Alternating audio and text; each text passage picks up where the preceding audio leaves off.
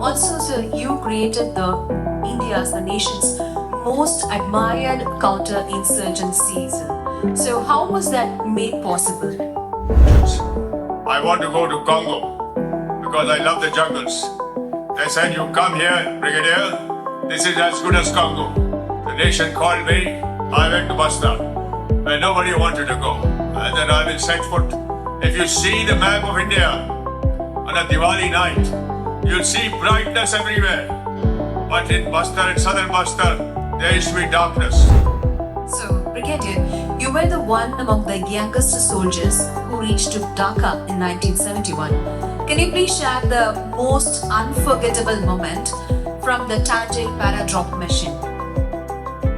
Oh, in 1971 war, and then the situation in Chhattisgarh, 231 districts of our nation were being influenced by somebody else. The first time I went to Basta in 2004, we went up to the Indravati River bridge and the police forces said, Sapi, don't go beyond this. Why? I said, Naxal area. In our own country, about 14,000 square kilometers of territory, as big as the state of Tripura, was in somebody else's hands. And so was the influence in 231 districts, right across from Pashupati to Tirupati. Red Corridor it was called. During the counter-insurgency operations that you were part of, how did you ensure training and operations respected humanity and the rule of law? See, in counter-insurgency operations, like I mentioned, it is the people. It is the people who decide which side of the fence it should be on. And the security forces have to be trained to make sure that they do not kill the wrong person. I told my course people who was to come there for that 45 days course, I said, you will all be converted into brave warriors. Like you put in a machine, if I put it simply, you put wheat in the machine and the atta comes out, the flour comes out. If it is little rough, you put it back into the machine. And same thing, you have to hit 10 rounds on the target. You only hit 3. You fire again, and you fire again, till you reach the standard and you only come out as a warrior. So, ladies and gentlemen and students of VIT, we have the honor of speaking with a legendary military leader, Brigadier B.K. Pondwa, sir. Sir, it's a pleasure and it's a privilege to have you with us today. So, congratulations on winning this Weekend Leader and VIT Lifetime Achievement Award, sir. So, yeah, you have been, training the insurgency model for about nearly 5 decades. What was the core philosophy behind this success, sir? Insurgency came in 1956 in Nagaland. Everybody wanted to be a separate nation. And it took 41 years to resolve Nagaland. It was the people of Nagaland who said, enough is enough. And that's how so many states' insurgency was reduced by the population. The population here is the center of gravity. It was in Tripura, same thing. It was in Manipur. There is a different situation. The population is thinking differently. That's why it's taking time. It will resolve. And so also in Punjab, and so also in other northeastern states. Similarly, in 1967, a situation arose where people got together in Naxal body who said that we want to have a different kind of India. They started agitating. They said the great Indian economic boom has bypassed us, we tribals in the jungles. They took up arms. You cannot take up arms against the government. The police forces were called in, security forces were called in, and gradually it took so much time. over the years to make them to think that the thinking to change. Our future for our boys and girls is not insurgency, but democratic living. And that's how the Naga situation and so on and so forth, the present day Naxalite situation, which is now on its last legs, is because of the people and because of the security forces enlightening them and because of the Sai wall which was carried out, that you are going in the wrong direction. And that's how very soon we'll have peace in that sector too. Also, sir, you created the nation's most admired counter-insurgency, sir. So how was that made possible? Oh, you can't build up insurgency without experience. You can't get it out of the books. You can't read insurgency from the books. It has to be an experience. Battlefield and bravery does not come from reading books. Bravery comes from experience. And that's how my first posting, after I got commissioned in 1969, was in Nagaland. 1969-70, Nagas were agitating. They were doing all sorts of things to security forces and the Indian Army. That's where I got posted. I was ambushed by the Nagas. We broke the ambush. We chased the Nagas. We chased the undergrounds, terrorists, NSANs, NFG, National Federal Government. So the insurgency. Then we went to war in 71. We carried out guerrilla warfare against the East Pakistanis. We paid them back in their own coin. We destroyed their logistic support. And within 12 to 14 days, a new nation was born. A nation was created, liberated. What is the situation now is a different story altogether. Same thing in Punjab, same thing in all this. I was in Punjab, in Bagapurana police station area. There we told the people one thing, this is not good. Your children will not be able to go to Canada and America and all these places if you carry on like this. And that another experience. And so on and so forth. As my service kept improving, or service kept getting into years and years, it was insurgency situation. At the end of it, in Varante, in Mizoram, we had the American forces coming in. The first Yuddhabhyas exercise. And the Americans, as I was telling somebody, that they were thinking that they have come for some social activity with the Indian Army. But they told the US Ambassador, David Mulford, when he visited, he said, sir, what we have learned here will be of tremendous benefit of our operation in Iraq and Afghanistan. This group of about 100 had come from Fairbanks in Alaska.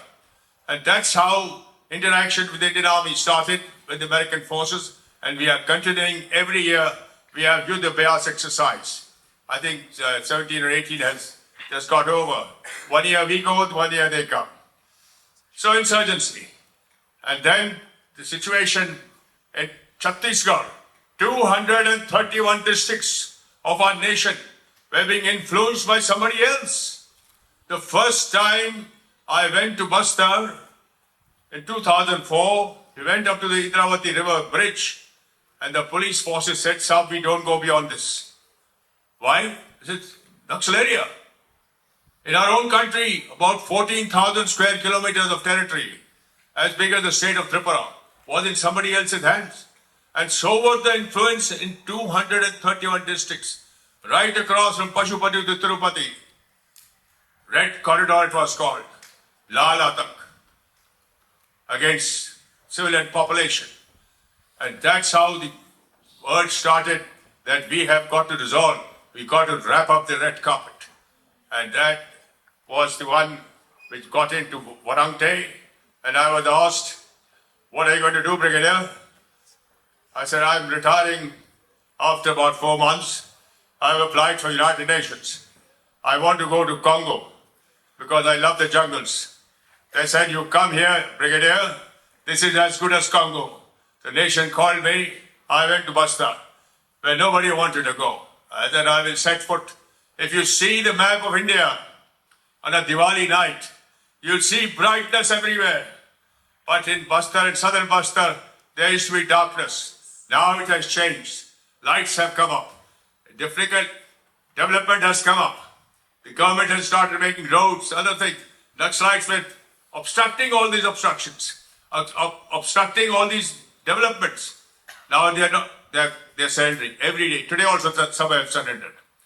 And so the insurgency is getting into normal life.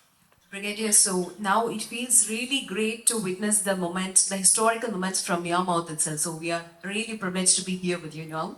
You do believe that women outperform really well in combat trainings than men. So can you please share us, few things where women prove exceptionally strong? So, when I went there in Bastar, we learned that 40% women are in Naxal ranks. 40% women. And there are no difference between man and woman in the Naxalites. They become section commanders, men become section commanders. I had the first batch of about 120 constables. They were being called lady constables. I said, no, they are commandos, irrespective of what they are, man or woman. I brought them in. They did the same. I said, there will be no different standards. Whether you're a man or woman, there will be no difference in endurance standards. Red flag in running is 15 minutes for men, 15 minutes for women, to say it is a red flag for 15 minutes for all the commandos. They ran, and suddenly we found women coming in red flag and the men coming in the back, many of them. What happened? You were showing off yesterday the cup of tea. I will be doing this and I will be doing that. You're coming in the back. Then I told the woman that when I teach you how to fire the AK-47 rifle, man or woman, the bullet will go at the same speed and knock out any such disturbance which is causing to our nation.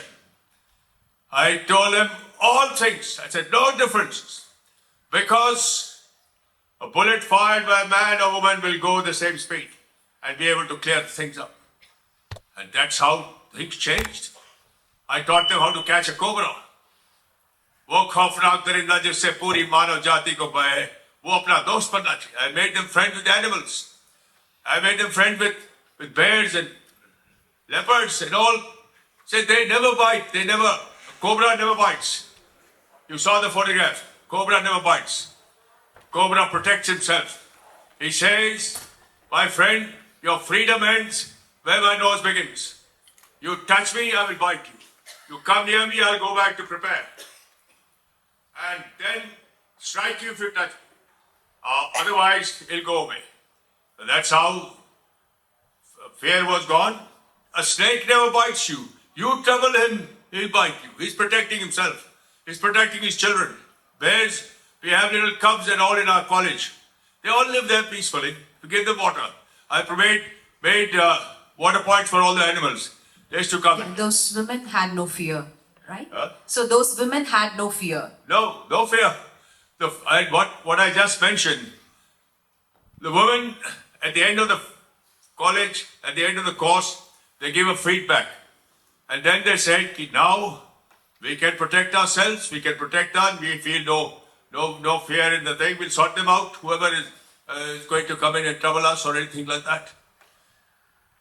So, Brigadier, you were the one among the youngest soldiers who reached to Dhaka in 1971.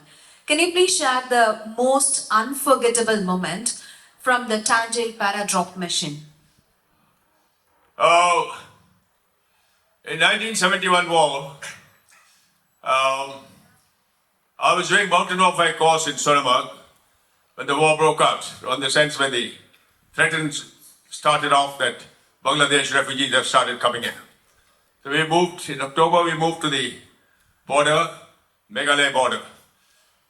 We had Bakshiganj, Meghalaya border, Bakshiganj, Jabalpur, Tangail, Dhaka. That was the axis, northern axis, the thrust from the north. So, in our objectives, we were told you will capture Bakshiganj, then go and cross the Brahmaputra river and go and surround Jabalpur. That was our main Jabalpur objective. That was the fortress of Jabalpur. The Pakistanis, about 1,500 people were there. And from there, we'll subsequently advance further.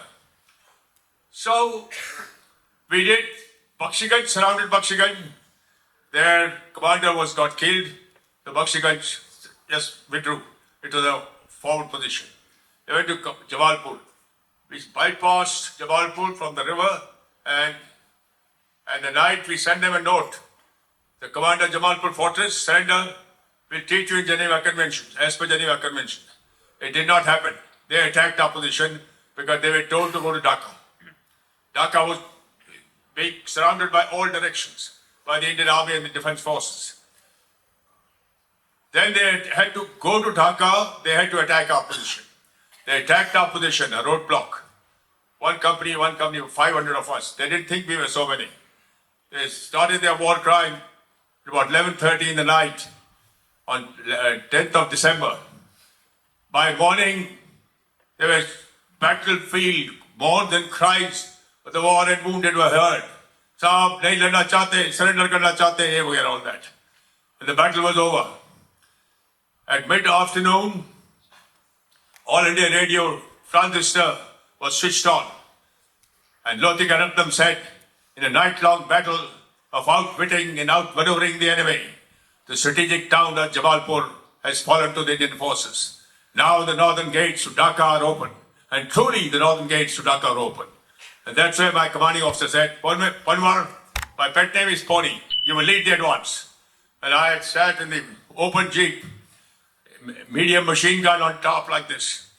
And advance is led by one man, by one vehicle or one tank of the Indian Army when you go to contact the enemy, the second position or second obstacle. So we started, yes, and behind me were 15,000 Indian Army forces. And the aircraft, we had total air supremacy.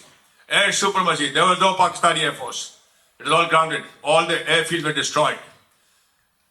Then we were moving on 12th December in MMG mounted jeep, and MMGs fired 1800 meters. One press of the trigger, 20 rounds go. And the policy is that you keep advancing till enemy fire becomes effective. Enemy fire will become effective if you are wounded, if you are killed. I sat on the bonnet of the vehicle. I said, let me see, I'll fire first. I used to do prophylactic fire. You fire, the enemy was running. I met Tiger Siddiqui en route. He was the guerrilla leader in Tangail. And they stopped. They were the Mukti Bahini forces, about 30,000 people. And that's when I went and met him. I asked him, Dushman kidhar hai? He said, Dushman bhag raha hai, the enemy is running. Tangail is vacant. They are all running, getting close to Dhaka, so that keep Dhaka as long as possible. If Dhaka does not fall, Bangladesh does not become Bangladesh. Dhaka had to fall, and it will only fall if we get there. And that's why the paratroopers were dropped at Tangail on 11 December evening. And I was the link-up officer. Link-up officer is the person of the ground forces links up with the paratroopers on the Pongli Bridge. And that's where we met up, embraced, and that was second para. Then we entered Dhaka. They put on red flags, red berets, and entered Dhaka from the Mirpur Bridge. And what a welcome it was. Indian Army, Zindabad, Indian Army, Zindabad. Hamara Neta, Tumra Neta, and all those things were going on. And we entered Dhaka. We were on the golf course. Our brigade commander said, where should we camp for the night? He said, go to the president's house. We went to Yahya Khan's eastern residence. And that's where food came to us from Hotel Intercontinental. And Indian Army was there. 16 December, nation is liberated. The Dushman is over. The war is over. It's victory. Yes, superb, sir. That's great to hear from you that So actually, training stray dogs like Lily or Teja as sniffer dogs, it was very revolutionary. How did that idea originate, sir? Now, in Chhattisgarh, the Naxalites developed IEDs, improvised explosive devices. Very simple. It's like your rice boxes. You put explosive inside and a detonator down below, and the wire goes to a battery connection. And there just one person has got to be there. The vehicle is coming, they join the current, and the vehicle is blasted. That was the great weapon they learned from the LTT. And so many people were getting killed because of this. 50 in a busload of 50 security forces. ID blocks. They came to Varangte to my school. We taught them how to carry out diffusion neutralization of an ID. Then started that the best person who can neutralize, who can detect an ID is a dog. He has that power to sniff down 20, 25 inches down below. And he can say, yes, there is an ID. They were developed, they were Alsatian, the Doberman, the other dogs. Then a time came that many of our instructors who had gone for training, how to detect, how to train dogs to detecting IDs, they had gone to training for Army Center Meerut and Army Center and College Meerut. Then there were instructors available, but no dogs and Alsatians and Dobermans were there. I found a litter of our Desi dogs. I said, come on, pick up the litter, train him. He said, "Is it Desi?" I said, no, train him, he's a dog. And they were trained. The dog is a dog. Whether he's a pie dog or otherwise, or Alsatian or a Doberman. And the dog started. They were given the meals which their forefathers would never have taken because of the same rations. They started sniffing. I showed the chief minister. I said, yeah, there is no problem. He's detecting it, IDs. And so many dogs came. And here we are getting dog bites and getting all these things. They should be treated. I've got a local dog in my house. He's doing all the sentry duty. He's doing everything. We have to keep them. They were ours. The others, I showed it to the minister who's interested in the Maneka Gandhi, madam. I met her in Calcutta and said, ma'am, we must utilize them, utilize the capabilities. And that's how the stray dogs, and no more stray dogs, there are dogs. Yeah. Yes. So we live in an era of technology, sir. Day by day, technologies keep improving. But how much do you believe that trained dogs or Marwari horses are essential in jungle operations? Technology is fine. There's so much of technology available for detecting other things. But in the jungle, sometimes you may not find it available, and animal is always there. We've got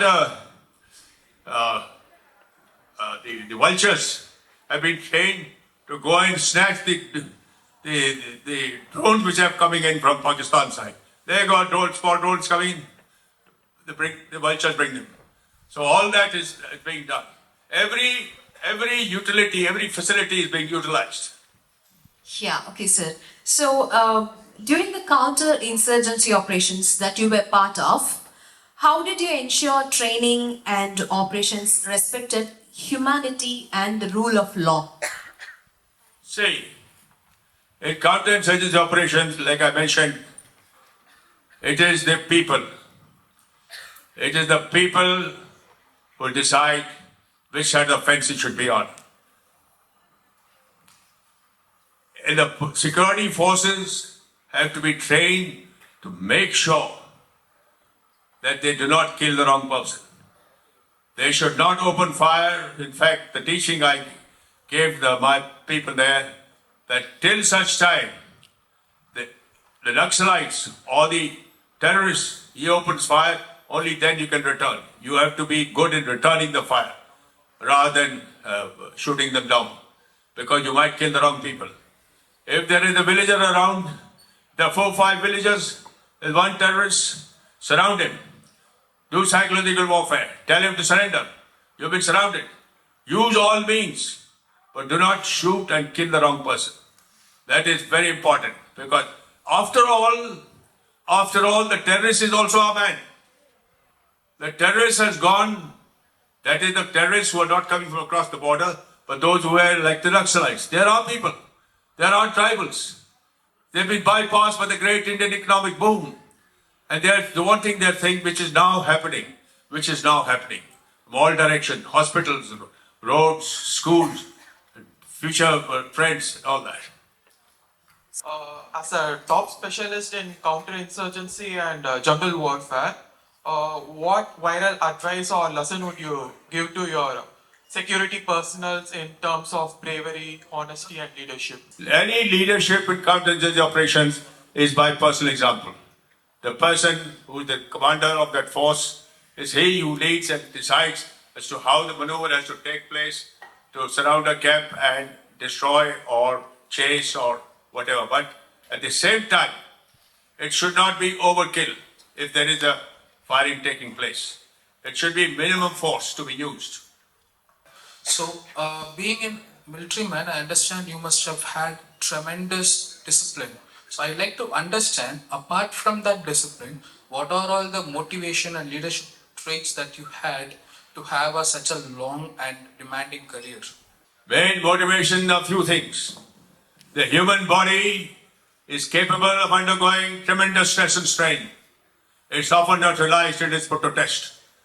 I told my course people who used to come there for that 45 days course, I said, you will all be converted into brave warriors. Like you put in a machine, if I put it simply, you put wheat in the machine and the atta comes out, the flour comes out. If it is little rough, you put it back into the machine. And same thing, you have to hit 10 rounds on the target. You've only hit 3. You fire again and you fire again till you reach the standard and you only come out as a warrior. Because what happens? A warrior will bring victory. A warrior will bring bravery awards. A warrior will bring so much of prestige to the family. A warrior will bring prestige to his wife. The wife will say, my husband is a war veteran. He's got so many awards. He's got this, he's got that. And that's why 45 days course was 45 days. If you miss 2 days, you do those 2 days again in your break period. You don't go. Till you fast, till you pass these standards, till you become a complete warrior, and you don't go from the course and you finish. And everyone rises to the occasion. He realizes that the human body is capable of undergoing tremendous stress and strain. Like I said, bravery does not come from reading textbooks. It comes from experience. And once that experience is there, he feels free and he can go anywhere. Thank you so much, Brigadier. Thank you so much for that answer. So it was really inspiration for being with us today, and your life is inspiration to all the police officers, every other soldiers, and the new generation who believes in serving the nation. Thank you so much for sharing your extraordinary experience with us. Thank you once again, sir. Thank you very much.